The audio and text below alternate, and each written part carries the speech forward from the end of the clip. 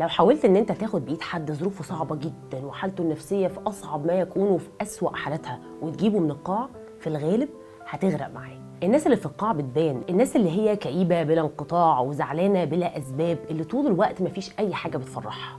الناس دي كتير جدا بنحاول ان احنا نساعدها وبنلاقي في الاخر ان احنا غرقنا معاها. في الزمن اللي احنا فيه يفضل جدا نكون في علاقات مع ناس قادره انها تطفو على وش الميه كده، بحيث ان احنا ناخد بايد بعض ونحاول نخرج على البر. لكن لما تجيب ناس من القاع تاكد ان النهايه انك هتنزل معاهم، لان هم حتى في اللحظات اللي فيها يا دوب بيطلعوا ياخدوا نفسهم ما بياخدوش حد معاهم. تلاقيهم دايما بيدعوك في الحزن، لكن في الفرح ما تعرفش عنهم حاجه. ده لان اصلا فرحهم قليل جدا وشحيح. دوروا دايما على ناس هتكمل معاكم، انها يكون عندها استعداد اننا ناخد بايد بعض ونطلع على البر. كلنا عندنا ضغوط نفسيه باشكال مختلفه، وكلنا عايزين ناس تاخد بايدينا عشان نعيش ايام افضل. لكن اكيد ما بقاش في طاقه ولا قدره ان احنا نجيب ناس هي اصلا مش عارفه اطلاقا تساعد نفسها. ويهمني جدا اعرف رايكم في الكومنتات. هل في ناس تستاهل ان احنا ننزل معاها القاع؟